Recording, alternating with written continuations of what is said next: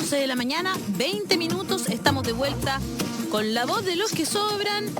Y ya estamos comunicados, según entiendo, con Fernando Atria, que nos va a acompañar en estos últimos minutos que nos quedan de programa. Hola Fernando, bienvenido. Hola Mauricio, Daniel, Alejandra, un gusto estar con ustedes en este programa nuevo, ¿no? Sí, pues, gracias. La voz de los que sobran. Bienvenido al nuevo, la voz de los que sobran. Las circunstancias Muchas gracias. Me hicieron cambiar. Oye, y hablando de circunstancias, Fernando, yo te quiero meter al tiro en el tema, aprovechar el tiempo. Eso, vamos de lleno. Hablar contigo, muchas gracias. Nos reíamos un poco, y fue habla más mal de nosotros que de ellos, pero hubo un intento, que yo ya lo califico en tiempo pasado, porque entiendo que no logró germinar, pero hubo una suerte de iniciativa que yo al menos celebro que en un ámbito republicano se intente buscar acuerdos. Yo en principio encuentro que eso es parte de la política, eso es algo que pensé que hay que celebrarlo, pero ahora en particular de este intento de Mario del Borde, de José Miguel Insulza, por establecer una instancia de negociación que una vez consultada con sus propias bases nos dimos cuenta que no tenía ningún fondo, ningún piso, no había agua en esa piscina, y la verdad es que fue desestimado tanto por Chile Vamos como por la nueva mayoría, lo que sea, incluso por Evo, porque leía en nuestro enfoque que le decía claramente del Borde que no era el momento para estar hablando de acuerdos, tanto empresariales cuando nosotros nos importaba lograr acuerdos internos con Chile Vamos. ¿Qué simboliza esto para ti, más allá de la anécdota? ¿Qué simboliza esto para ti que dos bloques históricos del país, en el intento, quizás noble, de poder llegar a un acuerdo, no logran convocar a nadie y termina siendo un intento frustrado? ¿Cómo lo ves tú? ¿Cómo lo lees tú? Bueno, Mauricio, yo lo primero que diría es que a mí yo creo que es optimista pensar que podemos hablar de esto en pretérito.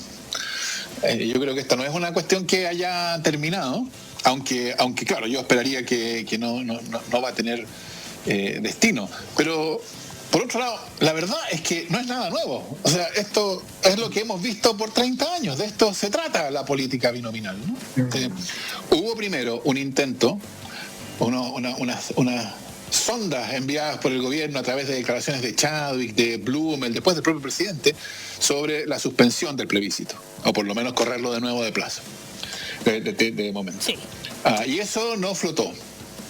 Y ahora está este otro intento, que es un intento, diría yo, no de suspenderlo, no de parar el proceso constituyente, sino de vaciarlo de contenido, ¿no? Sino de que se junten los serios, los responsables, los sabios, los prudentes, y lleguen a un acuerdo de modo tal que cuando haya proceso constituyente y cuando haya una convención constitucional, la cuestión ya está todo más o menos decidida. Y por eso yo creo que es un error. Yo creo que refleja de un modo bastante claro la forma de ver la política de lo que antes se llamaba el duopolio, que ilustra varios de los problemas que nos llevaron al estallido y al proceso constituyente. De creer que ellos pueden resolverlo solos y que puede eso ser significativo para el resto de la población, por ejemplo, ¿no? Claro, de creer que ellos son los que pueden decidir en los nombres, si los nombres lo dicen, que son ellos los que pueden decidir un pacto social. Como si cuando ellos hablar a la sociedad, como si cuando ellos acordar a la sociedad. Eso hubo un momento en que podía uno admitir esa pretensión. Pero yo creo que hoy día es manifiesto que eso no es así. Y yo espero yo habría esperado que ellos se den cuenta. Y el hecho, las señales que tú, Mauricio, indicas de que no tiene mucho destino, son indicación de que, supongo yo, que hay algunos que ven que eso no tiene mucho destino. Pero yo creo que no se puede subestimar la posibilidad de que esa operación avance e intente llegar a algún resultado. Ese intento de llegar a algún resultado, ese resultado sería tratar de obviar el proceso constituyente. Bueno, yo supongo que no. Yo sé tanto como ustedes en cuanto a los detalles del asunto, ¿no? Sí, claro. Pero yo supongo que no. Yo supongo que esta es una operación cuya finalidad, como decía antes, no es que por así decirlo, los mismos de siempre se pongan de acuerdo con la expectativa de que cuando entonces llegue la discusión en la Convención Constitucional ya va a estar todo más o menos acordado de antemano. Y el documento ese de insulsa y desbordes era bastante explícito para quien lo quisiera leer, ¿no? No se trata de cambiar nada demasiado importante. O sea, se trata de mantener las cosas más o menos como están. Es que tengo un problema, chiquillos, tengo un problema. ¿Cuál es tu problema, Daniel? Que es que no conozco el documento. Entonces, y miren cómo lo voy a plantear. Yo si hay algún documento que van a suscribir, si no todas, la gran mayoría de las fuerzas políticas, la gran mayoría de las fuerzas sociales, yo no me opongo que nazca de quien nazca, si es que todos lo reconocen. O sea, si nace de quien nazca, pero todos dicen, oh, qué gran contribución. Pongamos, mira, yo quiero agregar esto, mira, yo quiero aportar esto otro, y al final, no sé, la UDI, el PC, pasando por los partidos nuevos, mira lo que estoy diciendo, y las fuerzas sociales dicen, esto que están planteando tiene mucho sentido común, y etcétera, etcétera, yo no me opongo. Por eso que me aproblema decir, perdonen la expresión, que cresta decía el documento, porque en el fondo los documentos nacen de alguien alguna vez, quiero decir, ¿no? O sea, alguien tiene que, para que haya un documento que la gente adhiera, tiene que nacer de algún principio, y ese principio puede ser, no sé, Kast, que despertó muy distinto a lo que era ayer, o Gutiérrez, ¿me entienden? Lo que quiero decir es, el documento es lo importante, porque es lo que creo que todos pueden decir, oh, mira, este documento está muy bueno, nos representa todo y le vamos a hacer algunos aportes. Y todas las fuerzas. Entonces, por eso no conozco el documento como para decir, ¿sabes qué? Es más de lo mismo. Disculpen, ¿me entienden o no? Yo creo que ahí está a mí me parece, no es que yo pretenda interpretar a Fernando, pero me parece que, claro, más allá del documento, entiende los 12 puntos que se hacía cargo un poco del tema de la pandemia y también de lo que podría, comillas, pasar después. Pero, ¿qué decía el documento? Lo suscriben los mismos de siempre, porque eso es algo que... No, este es el punto, po. Termina, claro. Yo no quiero que se suscriban los mismos de siempre. Quiero que se amplíe a que lo firme Fernando Atria, que lo firme, ¿me entiendes? Los de UNIR, que lo firme Frente Amplio, que firme... Pero no lo conozco, no tengo idea. Es que déjame ponerte un ejemplo a propósito de lo que ustedes venían conversando antes. Porque yo creo que hoy día, por cierto, estamos en una emergencia, ¿no? Claro. Y en una emergencia la posibilidad de conversar y de llegar a acuerdos es fundamental. Por cierto, todo eso va de suyo, la verdad. Pero, por ejemplo, yo diría, una de las cuestiones en las cuales sería bueno que hubiera un acuerdo es acerca del modo de conducción de la estrategia sanitaria para enfrentar la emergencia. No, o sea, ¿cómo es posible que hayan todas estas dudas? ¿Cómo es posible que no se sepa que no esté disponible toda la información? La verdad es que yo no sé, porque yo no soy experto. Entonces, yo no sé cuánta información, cuán relevante es la información que está disponible. Pero yo escucho personas que sí son expertas que se quejan de que hay falta de información. Eso, creo yo, no es tolerable. Eso no es aceptable. No es aceptable que haya esa discusión entre quienes son los expertos. Entonces, una de las cosas que uno esperaría es que un acuerdo dijera, bueno, vamos a hacer o pensar en una manera de conducir la emergencia que dé garantías a todos, que incluya a todos, etcétera. Pero ¿qué es lo que dice este documento? Solo por poner uno de ejemplo, en su enumeración de puntos. Gracias. ¿No? En materia sanitaria, estoy leyendo, en materia sanitaria, aceptar la existencia de un mando único en el control sanitario de la pandemia. O sea, ese es el gran acuerdo. No, ¿qué es eso? ¿Qué es eso? Que en el control de la pandemia hay un problema, sí. Que sería bueno que hubiera un acuerdo sobre cómo se enfrenta la pandemia, sí. Que el contenido del acuerdo es aceptar la existencia de un mando único en el control sanitario de la pandemia y punto. No. Bueno, claro, no estamos, o sea, ya, ok, eso necesitaba yo, saber que, sí, claro, es que, perdona, Fernando, pero sabéis que yo no estoy de lo mío acuerdo era contigo. anterior a lo de ustedes. por cierto. Es que yo no estoy de acuerdo contigo, porque a mí sí me importa quiénes son los que me están llamando a suscribir un acuerdo. ¿Me explico? Pero o sea, si, más allá ver, ¿qué pasa si esa persona...? O sea, si a mí me llama, voy a poner un ejemplo extremo, si me llama José Antonio Cast a suscribir un acuerdo, claramente no lo voy a hacer. Porque si suscribo un acuerdo con José Antonio Cast, estaría o sea, todo lo que yo creo lo botaría al tacho de la basura. ¿Cachai? Pero más allá de eso, también me parece... También me parece... Oye, pero también me parece que estos dos señores no representan... Estos señores no representan espérate a un poco, nadie. espérate. Mira, déjame decir algo para que se entienda. No representan a nadie, Quizá una vez excepto los de más, su partido. quizá una vez más no me di a entender. Lo que quiero decir es que sí, yo pienso lo mismo y lo he dicho aquí en este mismo medio. He dicho que yo siento que por lo menos Insulza no representa a nadie. No sé si Desbordes, porque él pertenece a otro sector que yo no con él no comulgo. Pero sí en el sector de Insulza, que es un PS que tenía pretensiones de ser presidente de la República, al día de hoy no representa a nadie. Eso lo puedo decir. Exacto. No, porque es el sector más cercano a los que yo sigo, digamos. Pero hay un tema acá. A mí no me importa tanto de dónde nace el documento si tiene tanta lógica, como dice Fernando y dijera, en materia de salud vamos realmente a comunicarlo todo y va a haber gente de este sector, etc. Y tú vas a decir, que tiene sentido. Oye, pucha, esto tiene... Lógicamente, lo más probable es que CAS no emita un documento así. ¿Me entiendes? O sea, el sentido común nos dice, ¿qué ha hecho CAS en estos últimos, 2 años? Hablar pura tontera, escribirle cera, acusar gente.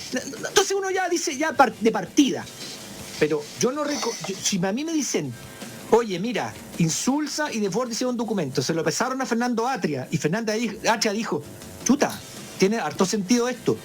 Hagámosle estos cambios, mira, yo propongo esto, ya sí, ya. ¿Me entiendes lo que quiero decir? O sea, sí, te entiendo, pero... A mí no me ya. Pero me parece que Fernando... Pero ahora que Fernando me dice, en materia de salud le vamos a entregar el mando único al ministro de Salud, que todos desconfiamos de él, que se vaya a la cresta, ¿cachai?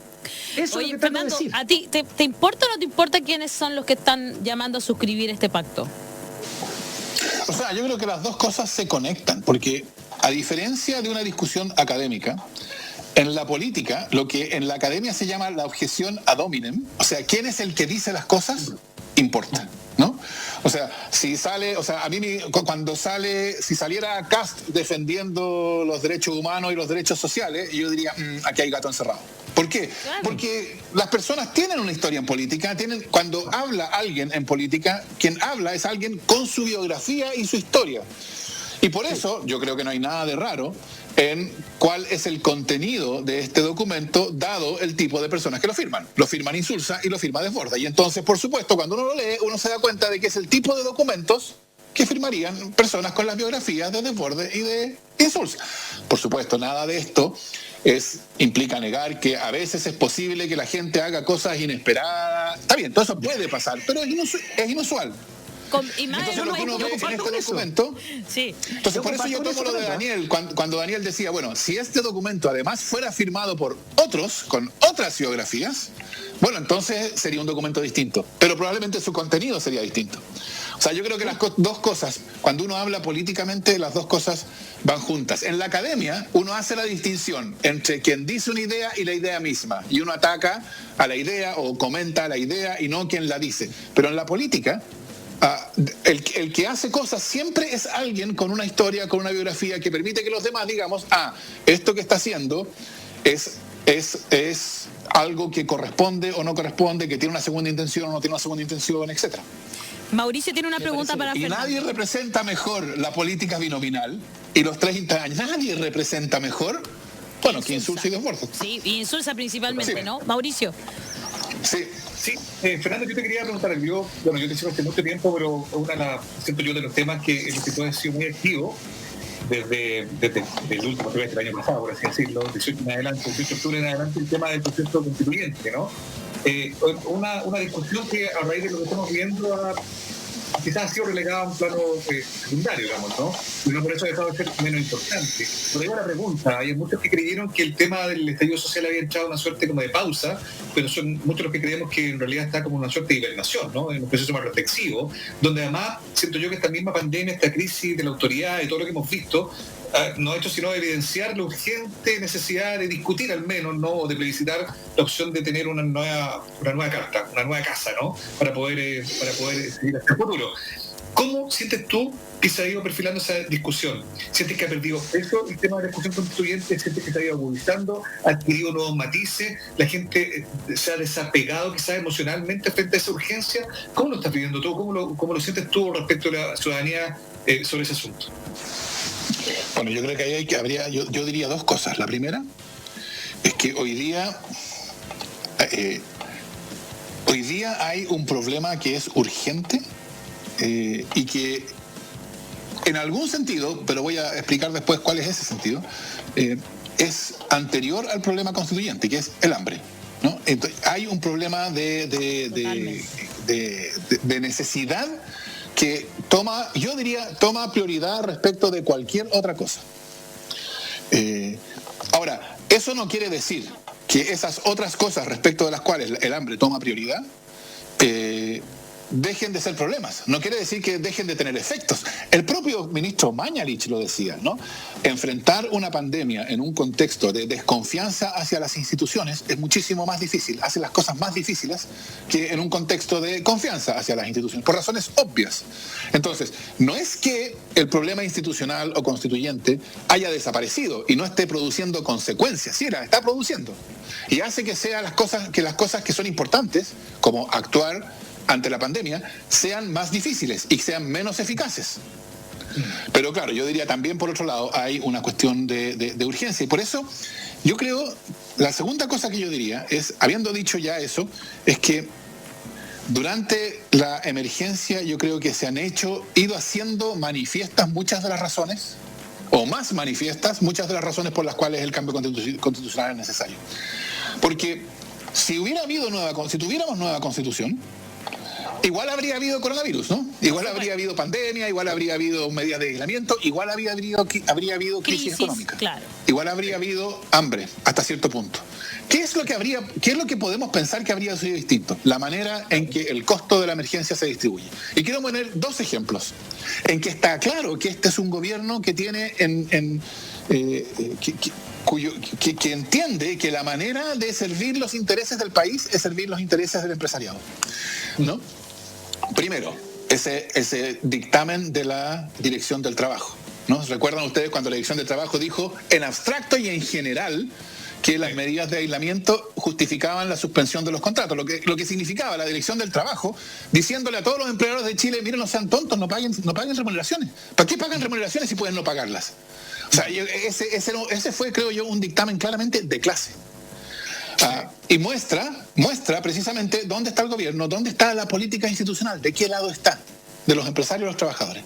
Y el segundo ejemplo es que ha tenido menos discusión en este sentido, pero que a mí me parece increíble, es cuál va a ser el efecto, suponiendo que el gobierno sea capaz de distribuir 2.5 millones de cajas con alimentos. Suponiendo que lo sea, que yo no sé si este Estado neoliberal que ellos han construido lo puede hacer, pero yo he escuchado esto de que están recurriendo a empresas, etcétera. Pero en fin, dejemos esa parte de la logística de lado. La caja costaba 30 lucas, 28.000 pesos. Bueno, es que a eso voy. ¿De dónde sale esa caja? Primero, ¿para quién es un negocio eso? Para los grandes distribuidores. ¿Cuál va a ser el efecto de que 2,5 millones de familias reciban una caja? Bueno, que 2,5 millones de familias van a dejar de ir al almacén de la esquina.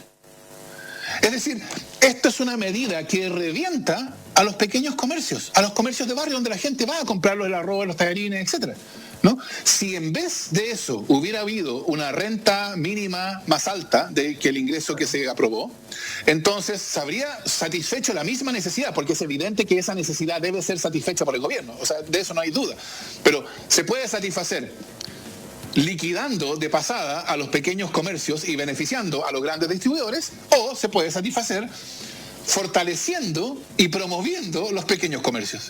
¿Y qué es lo que le resulta natural a este gobierno? Yo no digo que sea por un plan, no digo que ellos digan, vamos a liquidar los pequeños comercios. No, yo creo que no les importa nomás, no los ven. No lo que ellos ven es que hay que hacer esto. Exacto, no se dan cuenta, ¿no? Entonces yo creo que este tipo de cosas muestra que la política que nosotros conocemos, y esa es lo que está detrás del estallido, la política que nosotros conocemos es una política hecha desde la óptica, la perspectiva del poder económico, de los empresarios, ¿no? Y entonces eso se manifiesta en la Dirección del Trabajo, se manifiesta en estas medidas, etcétera, se manifiesta en todas partes.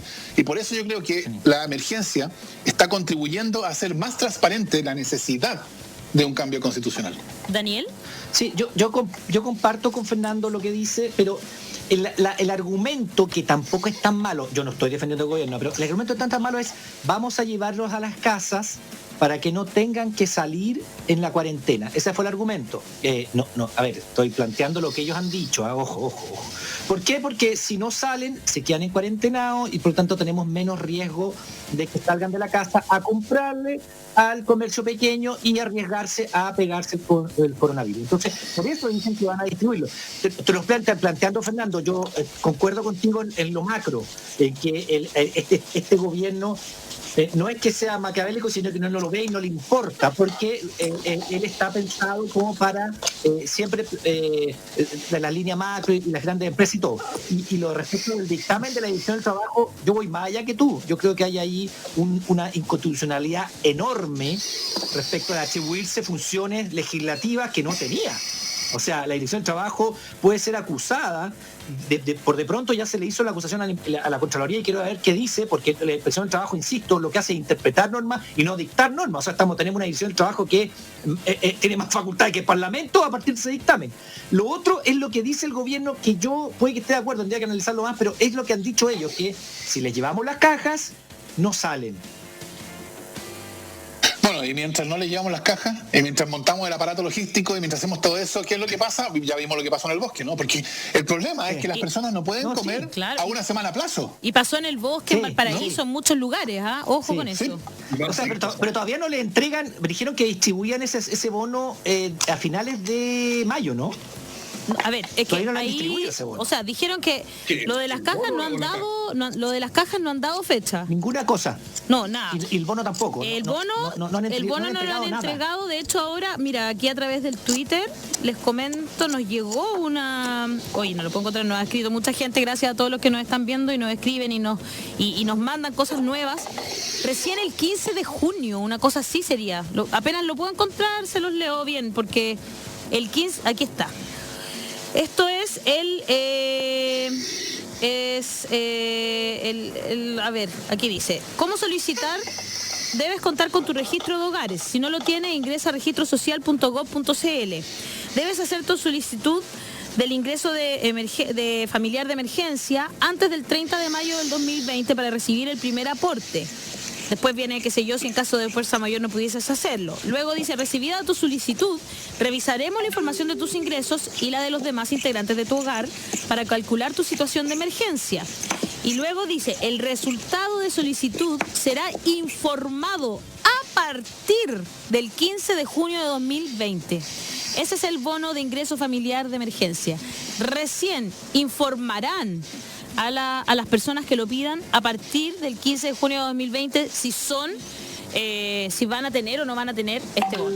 Bueno, en ese sentido Fernando tiene razón, porque la distribución de cajas es siempre mucho más, necesita mucha más logística, por lo tanto va a llegar mucho después. Tiene razón eso, Fernando. O sea, el bono va a llegar antes porque es plata y lo otro se va a demorar muchísimo más. Solo para aportar ese dato, se lo preguntaba ayer Sergio Campo, el periodista, ¿no? El gran Sergio Campo Ulloa. Para repartir 2.5 millones de cajas de ayuda con mercadería se necesitan 3.125 camiones con 800 cajas cada una.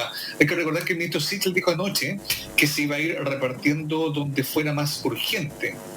Bueno, vaya a saber uno con qué criterio determinan eso, ¿no? ¿Por qué no entramos de lleno, Fernando, en el tema de cómo funciona el gobierno? Yo te estuve, bueno, yo siempre te leo, te sigo, y hay varias reflexiones que han surgido respecto del manejo de la crisis, ¿no? De cómo han decidido instalar tempranamente una suerte de nueva normalidad que terminó reventando en la cara, como tantas otras cosas que directamente no han sabido advertir, ¿no? No lo vieron venir nuevamente, ¿no? Hay un símbolo que yo retrataba en la mañana, esta imagen proyectada en aquel horrible edificio de la Telefónica, me hago cargo yo de eso, yo lo encuentro horrible, ese Nokia instalado en la Plaza Italia, que en su momento era el símbolo del capitalismo, era el símbolo del modelo, en el corazón de la capital, un teléfono celular instalado, hablando de una modernidad, de un Chile que, bueno, aspiraba a ser algo que finalmente, bien sabemos, no lo era del todo, ¿no? Qué simbólico, qué curioso que ese mismo edificio, en esas mismas ventanales, ¿no?, que a tanto encandilaban en su momento, se termine proyectando la palabra hambre y sea noche torpedeada con focos que intentan tapar esa verdad, como si la palabra hambre proyectada en un edificio de la Telefónica fuera aún más violenta que el hambre real en las poblaciones. ¿Cómo reflexionas tú a partir de esa dicotomía? Ups. ¿Fernando? Ahí está. Ahí Ahí sí. sí, ahí sí. ¿Yo? Ahí sí, sí. No, Ahora sí. a mí, yo acabo de ver eso de esos camiones que estaban arrojando luz sobre Sí. la palabra para que no se leyera. O sea, es increíble, es increíble. No, a mi juicio, o sea, lo que yo les decía antes, yo lo repetiría aquí. ¿Por qué la conducción de la emergencia, de la emergencia frente a la pandemia, tiene que ser motivo de disputa? ¿Por qué no podría ser una cuestión en que el gobierno hubiera adoptado una posición, una actitud distinta, ¿no? Si este gobierno no tenía ninguna obligación de ser los mejores del mundo mundial. O sea, el estándar por el cual se iba a juzgar no era que le dieran clase a todos los países del mundo. Perfectamente podrían haberse enfrentado a esto con la misma incertidumbre que todos tenemos, ¿no? Sabiendo que, bueno, hay distintas posibilidades, estas posibilidades tienen sus pros y sus contras, vamos a elegir esta por tales razones, hemos escuchado las razones por las cuales podríamos haber elegido otras, pero vamos a elegir esta, etcétera. En vez de eso, ha funcionado con yo lo decía por Twitter, ha funcionado con una lógica de winners, ¿no? Nosotros somos los winners, nosotros le vamos a dar clase a todos. Mauricio lo repetía hace un par de días. Winners. Y yo creo que, y eso se le devuelve, es evidente. O sea, a mí me sorprende cómo no se dan cuenta de que eso mismo se les devuelve. O sea, ellos ahora están llamando a la cuarentena, lo cual tiene consecuencias humanas dramáticas después de 2 semanas de que el propio gobierno llamó a los funcionarios públicos a reincorporarse a sus trabajos. Después de que declaró, como tú decías, Mauricio, una nueva normalidad. Entonces, ¿cómo esperan ellos mantener control de la situación y poder actuar de modo eficaz si ellos mismos están erosionando las condiciones para esa acción que ellos quieren hacer? A mí me resulta sorprendente que no se den cuenta. Yo creo por eso que hoy día una de las cosas que es fundamental es identificar 2 o 3 medidas que son urgentes en las condiciones actuales. Y yo pondría, por ejemplo, una que ya decía, no, yo creo que es urgente que haya no un sometimiento de todos a un mando único, sino una manera de enfrentarse a la emergencia a cargo de personas que den confianza a todos, que donde esté el colegio médico, donde estén los funcionarios de la primera línea, en fin, que donde no hayan quejas de que hay información que no se sale, que no se conoce, en fin, esa es una cosa. Pero yo creo que también el gobierno debería mostrar, o es necesario mostrar, empatía con el sufrimiento de la gente, y eso no se logra por la vía de querellarse contra las personas que estaban protestando en San Ramón, ¿no? Yo pensaría en una cosa más bien del tipo, tiene que haber una renta básica familiar que esté sobre el nivel de la pobreza, y quienes no puedan acceder a ellas tienen que poder, por ejemplo, retirar sus fondos de AFP por un sueldo mínimo al mes, con cargo a que el Estado en 5, 8, 10 años los repone, ¿no? Yo creo que medidas de ese tipo que en otros países se han hecho. Por supuesto. No, pero además tiene sentido porque además te repone a 10 años. Sí, no tiene es toda la nada razón. descabellado. No, para nada. O sea, para nada, el hecho de que estas medidas no estén en la agenda, en la paleta del gobierno, yo creo que muestra tan claramente cuál es la óptica con la cual ellos se enfrentan a este problema. Pero Fernando, hay una cosa que yo no termino de entender. Yo he visto a economistas que digamos están más cerca del canon que otra cosa. Estoy hablando de Pepo de Gregorio diciendo, oye, abran la billetera ahora, hay que inyectarle flujo a la economía ahora, fuerte, este es el momento. Ariel Chanchito lo dicen, insisto, economistas entrevistados en el Mercurio, estoy hablando del presidente del Banco Central, Claro, personas libres de toda sospecha de progresismo. Digo, Me encantó eso. Me voy a hacer una polera con esa frase. Me la voy a hacer. Ahí la tienen. Lo voy a anotar. Como tú bien dices, te dije lo que lo están pidiendo. Lo están recomendando. Es el momento de activar la economía, es el momento de ponerle una inyección fuerte de plata para que estemos nosotros, porque además Chile ha sido un alumno aventajado, si nosotros no nos va a costar nada pedir un crédito después, si hemos sido el que hemos llevado hasta el paroxismo el modelo, claro. nos tienen comillas buenas por todos lados, nuestros números siempre han sido vistosos para afuera, nuestra macroeconomía está más o menos derechita y no hay problema, digamos. Entonces, ¿por qué no hacerlo ahora? ¿Cómo te explicas toda esta resistencia del gobierno? Porque ni siquiera el mundo económico le está diciendo al gobierno, oye, métase la mano al bolsillo ahora, rompa el cantito ahora es cuando. ¿Por qué la resistencia del gobierno a hacerlo? Bueno, tenemos espacio para endeudamiento considerable. Chile tiene un nivel de endeudamiento ridículo en términos mundiales. O sea, si se endeudara considerablemente, seguiría siendo de los menos endeudados del mundo. ¿No? O sea, en ese nivel estamos nosotros. Chile tiene fondos soberanos considerables. Chile tiene fondos soberanos considerables. También podrían ser usados. Entonces la pregunta de Mauricio es una pregunta que cae de cajón. Y yo creo que el hecho de que no se estén considerando esas posibilidades muestra la perspectiva desde la cual actúa el gobierno. Porque yo creo que en el fondo lo que hay es una obcecación dogmática, ¿no? Es neoliberalismo. No corresponde eso. Porque sí, medidas que serían calificadas, entre comillas, de keynesianas son las que ayudan a salir de la crisis. Bueno, supongo yo que el cálculo es, eso lo que va a ser validar alguna forma de neo-keynesianismo contra el hayekianismo neoliberal. Y eso no podemos hacerlo. Y el costo de eso, bueno, que sea el que sea. Y eso, sí. Bueno... Yo el otro día escuchaba a Fernando, escúchame una cosa, el Fernando decía una cosa que quiero que la repitas acá, Fernando, porque la encontré muy interesante. Cuando se ha hablado de que se reparta cierta cantidad de dinero de la AFP, Fernando decía que eso era imposible, porque la AFP era la médula del sistema hoy día. Por favor, desarrolla eso un poco, porque realmente yo quedé sorprendido y con lo que dijiste el otro día, y me parece que es de suyo propio de este pensamiento, ¿no? Perdón que sea tan interrumpidora, pero nos quedan 2 minutos de programa. Si lo puedes hacer muy cortito, Fernando, porque además quiero que hables del Fernando, es que evento que tienes el fin de semana con Pepe Mujica también. Me gustaría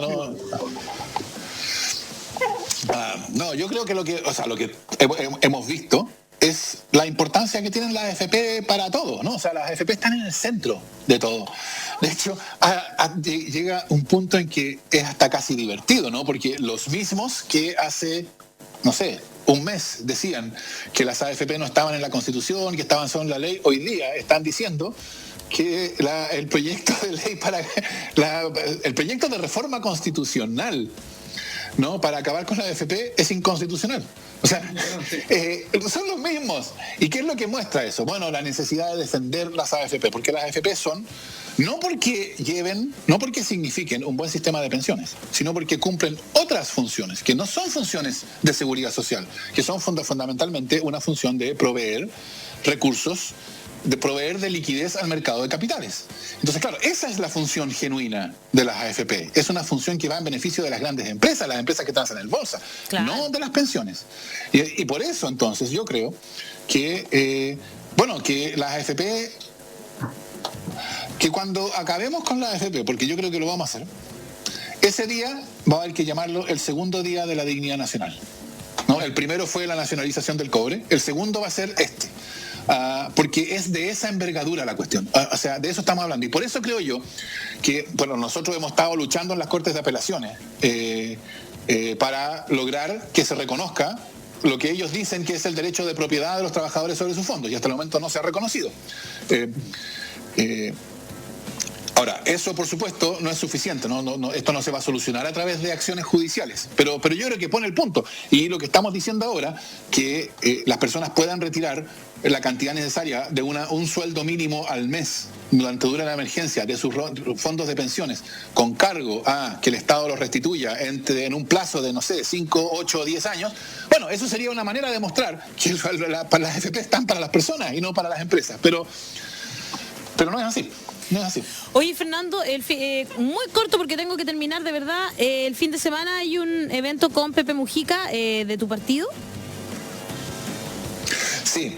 El domingo vamos a lanzar lo que hemos llamado el proceso constituyente de Fuerza Común.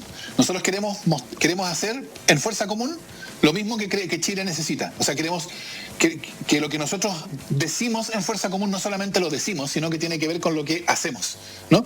Entonces queremos que las características de Fuerza Común como movimiento y partido político sean discutidas de modo horizontal, participativo, transparente, etcétera.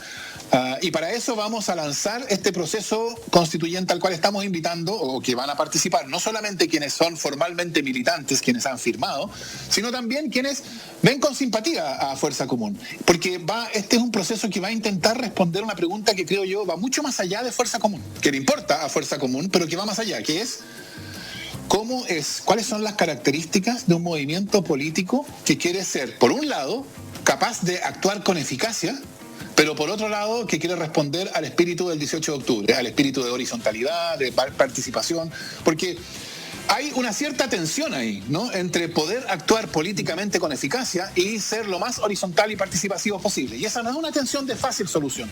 Y tampoco una solución que se va una tensión que se va a solucionar porque a alguien se le ocurre una idea, ¿no? Entonces nosotros queremos enfrentarla de este modo, y para eso vamos a lanzar este proceso. Uno de esos temas va a ser ese, y ese proceso se inaugura el domingo, en que vamos a tener el saludo de varias personas de significación internacional. Uno de ellos es Pepe Mujica, precisamente en la dimensión está de cumpleaños, que estamos comentando. Así que están... vaya, Mira, así que le vamos a desear feliz cumpleaños el domingo. Fernando, así que siempre quedo son invitado a todas las personas que nos escuchan. ¿Desde qué hora va a estar eso?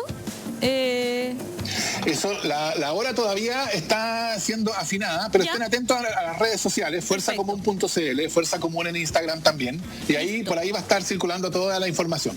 Súper. Fernando Atria, siempre bienvenido a La Voz de los que Sobran.